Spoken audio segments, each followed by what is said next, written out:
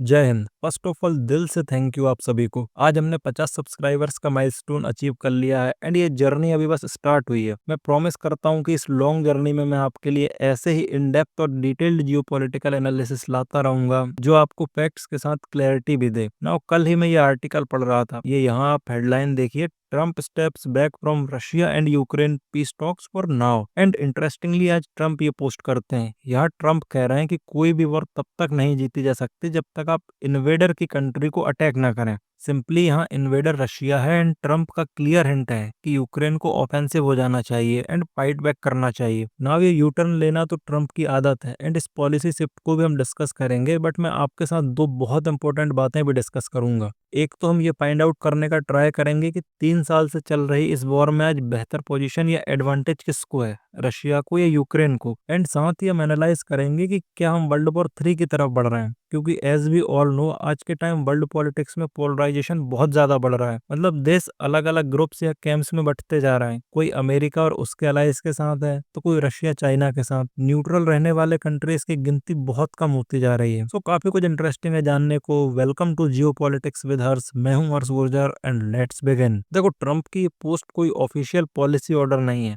अभी के लिए ये उनका पर्सनल ओपिनियन या करंट थिंकिंग लगती है, लेकिन क्योंकि वो प्रेसिडेंट है इसलिए ये स्टेटमेंट बहुत ज्यादा वेट रखती है, स्पेशली जब ऑनगोइंग वायलेंस चल रहा हो, जैसे कि रिसेंट रशियन स्ट्राइक्स यूक्रेन पे। इवन रशिया ने यूक्रेन पर तब भी अटैक कंटिन्यू रखा जब जेलेंस्की व्हाइट हाउस आए थे मीटिंग के लिए। एंड पिछले हफ्ते तक तो ट्रम्प पीस की बात कर रहे थे। अलास्का समिट और व्हाइट हाउस मीटिंग्स में उन्होंने यूक्रेन और रशिया के बीच सीज फायर और डील पे जोर दिया था। यहाँ तक कि टेरिटरी एक्सचेंज करने की बात तक की थी ताकि दोनों तरफ से लड़ाई रुक जाए। ये ट्रम्प का अप्रोच था कि डिप्लोमेसी से प्रॉब्लम सॉल्व हो सकती है, और उन्होंने ये तो कई बार रिपीट किया है कि अगर वो प्रेसिडेंट होते तो ये जंग शुरू ही नहीं हुई होती। इसके पीछे उनका लॉजिक था कि रशिया और वेस्ट के बीच टेंशंस को नेगोशिएशन से हैंडल करना बेटर है, और उन्होंने अपने art of the deal style में इसको पीस डील बनाने का मौका बताया था। तो पिछले हफ्ते तक ट्रम्प का फोकस पीस टॉक्स पे था, लेकिन अब अचानक ये शिफ्ट आया कहाँ से? तो देखो, इसकी कुछ पॉसिबिलिटीज हो सकती हैं। पहली बात, रीसेंट टॉक्स में प्रोग्रेस बहुत ज्यादा स्लो रही है। रशिया के ऑनगोइंग अटैक्स ने शायद ट्रम्प को ये फील कराया कि पीस अभी पॉसिबल नहीं है। दूसरी बात, जेलेंस्की का स्टांस, वो टेरिटरी कॉम्प्रोमाइज नहीं करना चाहते जब तक नेटो या कोई स्ट्रॉन्ग सिक्योरिटी डील हो। मे बी इसने ट्रम्प की स्ट्रेटेजी को चैलेंज किया हो। तीसरी पॉसिबिलिटी, एंड मुझे लगता भी है कि यही ज्यादा बिलीव करने लायक है, इसके अकॉर्डिंग ये ट्रम्प की एक रेटोरिकल मूव हो सकती है। ट्रम्प अक्सर ऐसे स्टेटमेंट्स दे दें ताकि प्रेशर बनाए, पहले पीस के लिए, अब शायद मिलिट्री एक्शन के जरिए लीवरेज लेने के लिए। खैर वजह कुछ भी हो, बट ये शिफ्ट रिस्की बहुत है। अगर यूक्रेन अटैक करे और रशिया एस्केलेशन करे, जैसे न्यूक्लियर थ्रेट या नेटो इन्वॉल्वमेंट, तो ये ग्लोबल क्राइसिस बन जाएगा। एंड यहीं से ये क्वेश्चन रेज होता है कि हाइपोथेटिकली अगर यूएसए डायरेक्टली इन्वॉल्व हो जाता है यूक्रेन वॉर में, भले ही अपनी मिलिट्री ना भेजे, बट सिर्फ यूक्रेन को ऑफेंसिव फायर पावर देकर, I mean long range missiles या direct strikes on Russian soil के लिए बड़े एंड एडवांस्ड रिसोर्सेज, तो ये सिचुएशन को और भी डेंजरस बना देगा। अभी भी पीस टॉक्स के चांसेस हैं, बट वो कई महीनों और सालों तक चल सकते हैं। लेकिन यहाँ ना एक बड़ा इशू है ट्रस्ट का।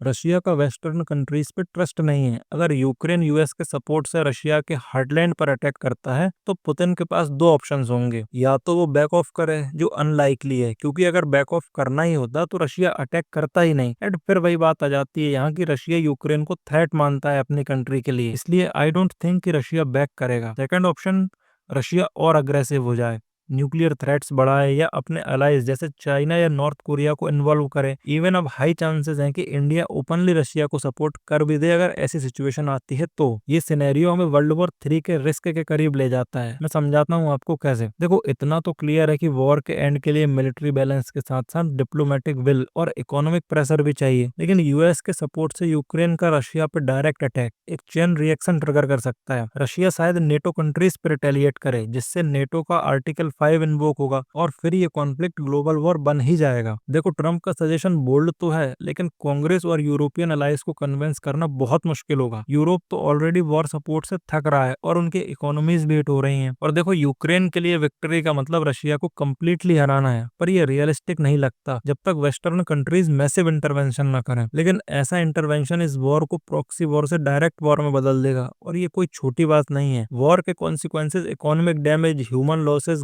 ग्लोबल इंस्टेबिलिटी, ये सब ऑलरेडी इतने बड़े हैं कि एस्केलेशन से ये और भी कैटास्ट्रोफिक हो सकते हैं। एंड जो सवाल हमने रेस किया था कि 3 साल से चल रही इस वॉर में अभी कौन थोड़ा आगे है, रशिया या यूक्रेन, तो देखो अगर सीधी बात करें तो रशिया के पास फिलहाल एक नोटिसेबल एज है। क्यों? क्योंकि वो यूक्रेन के लगभग 20% इलाके पर अपना कंट्रोल जमा चुके हैं। क्राइमिया तो उन्होंने 2014 में ही अपने पास कर लिया था। उसके बाद डोनबास के बड़े हिस्से पर रशिया का कंट्रोल है। मतलब ग्राउंड पर रशिया की पकड़ यूक्रेन के अंदर काफी गहरी बन चुकी है। 2025 में भी रशिया ने धीरे धीरे एडवांस किया है। इस बात से हमें ये तो समझ आता है कि रशिया ने अपनी स्ट्रेटजी को लॉन्ग टर्म सोच के डिजाइन किया है। हाँ, नो डाउट कि रशिया के भी लॉसेज हुए हैं, पर उनके पास जो बड़ी आर्मी और रिसोर्स बेस है वो उन्हें सस्टेन करने की कैपेसिटी देता है। वहीं यूक्रेन लड़ तो रहा है, कभी ड्रोन स्ट्राइक्स, कभी छोटे अटैक्स करके रशिया को डिस्टर्ब करने की कोशिश करता है, लेकिन उनकी सबसे बड़ी प्रॉब्लम मैन पावर की शॉर्टेज और साथ ही वेस्टर्न सपोर्ट का धीमा पड़ना है। इस वजह से उनकी फाइट अब डिफेंसिव ज्यादा लगती है और ऑफेंसिव कम। दूसरी तरफ रशिया काफी डिटरमाइंड दिख रहा है, उनकी मिलिट्री स्केल बड़ा है, रिसोर्सेज डीप हैं और वो अपने ऑब्जेक्टिव्स के लिए कंसिस्टेंट प्रेशर बनाए हुए हैं। इसी वजह से अभी की सिचुएशन में क्लियरली रशिया के पास थोड़ी सी बढ़त है। सो देखो, अभी के लिए कुछ भी प्रेडिक्ट कर पाना बहुत मुश्किल है एंड बहुत हाई चांसेस है कि रशिया यूक्रेन वॉर अब अदर कंट्रीज को भी इन्वॉल्व करे अगर यूएसए इंटरवेंशन करता है तो। Finally once again thank you very much. I know काफी लोगों के लिए 50 सब्सक्राइबर्स एक छोटा नंबर होगा, बट मेरे लिए ये बहुत बड़ी बात है, इसलिए दिल से थैंक यू आप सभी को। अगर आपके पास कोई सजेशन या क्वेश्चन हो तो feel free to ask in the comment section. So this was all from my side. Thank you for watching. This is Harsh Gurjar signing of.